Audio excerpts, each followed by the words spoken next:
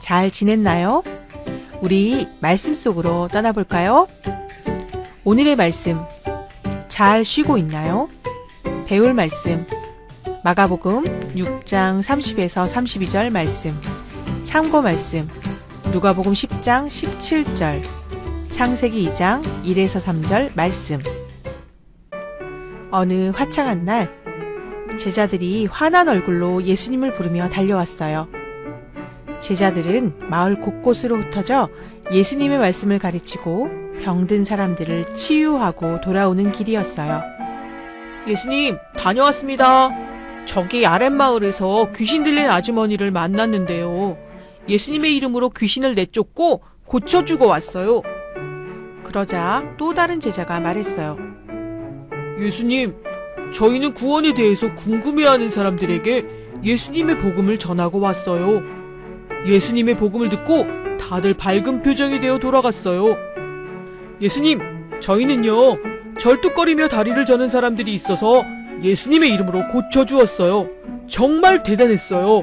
저희들이 그런 일을 할 수 있다는 게 정말 놀랍고 신기했어요. 예수님, 저희들 이제 정말 예수님의 제자가 된 것 같아요. 제자들은 뿌듯해하며 예수님의 말씀대로 가르치며 일어난 일을 예수님께 보고했어요. 옷은 땀에 젖고 얼굴은 햇볕에 그을린 데다 밥도 먹지 못했는데도 말이에요. 예수님은 그런 제자들을 따뜻한 미소로 바라보시며 말씀하셨어요. 그래, 다들 수고 많았구나. 고생했다. 이제 쉬도록 하렴. 그때 제자 중 한 사람이 말했어요. 아니에요, 예수님. 저희는 안 쉬어도 돼요. 다시 다른 마을로 가서 전도도 하고 아픈 사람도 고쳐주러 가고 싶어요. 계속 할 수 있어요. 지금 당장 갈게요. 예수님은 따뜻한 미소를 지으며 제자들을 향해 한 번 더 말씀하셨어요. 너희들은 따로 한적한 곳에 가서 잠깐 쉬고 오너라.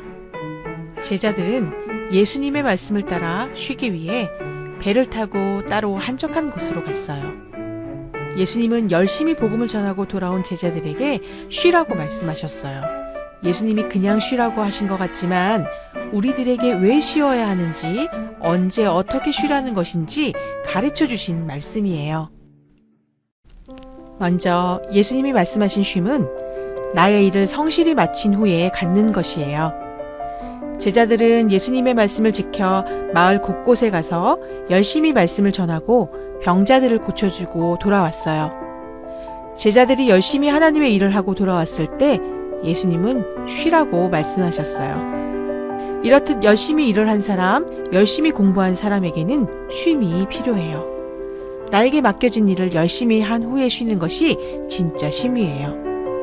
학교나 유치원에서 방학을 하는 것도 한 학기 동안 학교 생활, 유치원 생활을 열심히 한 우리에게 쉼이 필요하기 때문에 그런 거예요. 다음으로 쉴 때는 한적한 곳에 가서 쉬어야 해요. 열심히 복음을 전하고 돌아온 제자들에게 예수님은 한적한 곳에 가서 쉬라고 말씀하세요. 한적한 곳은 조용하고 외딴 곳을 말해요. 쉬러 간다고 하면서 놀이터나 키즈카페 혹은 PC방으로 가면 제대로 쉴 수가 없어요. 피곤한 내 몸과 마음을 회복할 수 있는 곳이 바로 내가 쉴 수 있는 한적한 곳일 거예요.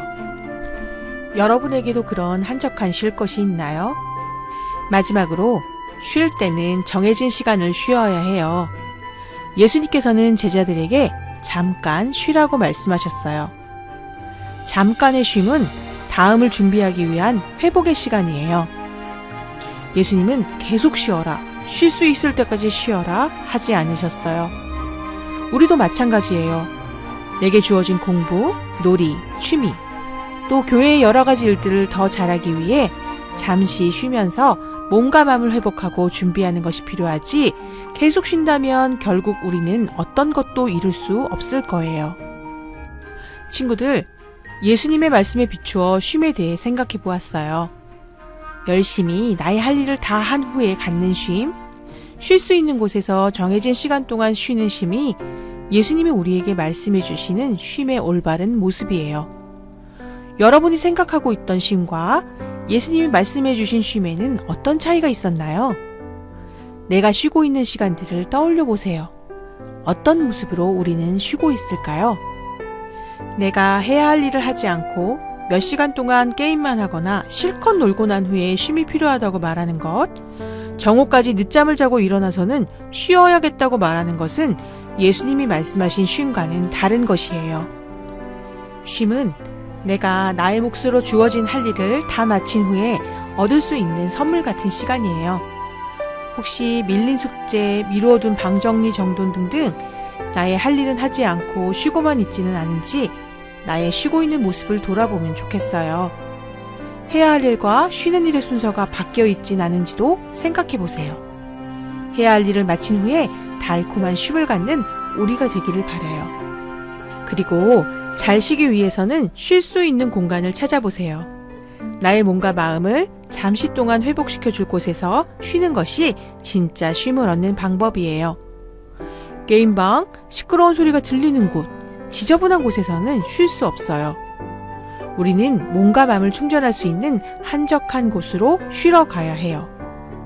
우리 어린이들에게 집은 좋은 쉼터가 되지요. 더불어 우리 영혼을 쉬게 하는 곳. 맞아요. 지금 함께 예배하는 교회가 여러분에게 또 쉼을 주는 곳이 될 거예요. 하나님께 나아가는 예배의 시간은 우리의 영혼을 쉬게 하니까요. 나만의 한적한 곳에서 나의 몸과 마음을 회복하며 제대로 쉬는 우리가 되어요. 마지막으로 기억할 것은 정해진 시간을 갖고 쉬어야 해요. 쉬는 것은 달콤해서 계속 쉬고 싶게 만드는 경향이 있어요. 늦잠을 자면 계속 늦잠이 자고 싶어져요. 정해진 쉬는 시간이 지났는데도 다음에 해야 할 일을 미루고 싶게 만들기도 해요. 딱 몇 시부터 몇 시까지 쉬어야지 이렇게 쉬는 시간을 정하고 다음을 준비하도록 해요. 내가 해야 할 일을 다시 시작할 수 있을 정도의 쉬는 시간이면 충분해요. 더불어 정말 영적으로 쉴 수 있는 예배 시간을 지키는 것도 나에겐 하나님 안에서 쉴 수 있는 시간을 정하는 것이 된다는 것을 꼭 기억해요. 예수님께서 우리에게 진짜 쉼에 대해서 가르쳐 주셨어요. 우리 모두 주신 시간을 성실하게 보내고 몸과 마음, 영혼 모두 쉴 수 있는 시간을 갖도록 해요. 올바른 쉼은 내가 해야 할 다음의 일들을 더 잘 해내도록 해줄 거예요. 공부도 숙제도 또 친구들과 재미있게 노는 일도 우리가 잘 쉴 때 가능해요. 주신 시간을 성실하게 보내고 하나님 안에서 쉼을 얻는 여러분에게 예수님은 회복과 힘과 지혜를 주실 거예요. 하나님 안에서의 쉼을 통해 그 다음을 더 멋지게 준비해가는 우리 모두가 되기를 축복합니다. 결단의 기도를 함께 드리겠습니다. 사랑의 하나님, 우리에게 예수님의 말씀을 통해 쉼에 대해서 가르쳐 주시니 감사합니다. 어떤 상황에서 쉬어야 하고 어떻게 쉬어야 하는지를 마음에 새기고 나에게 주신 시간을 성실하게 보내고 예수님의 방법으로 몸과 영혼의 쉼을 얻는 우리 모두가 될 수 있도록 축복해 주세요. 예수님의 이름으로 기도드립니다. 아멘.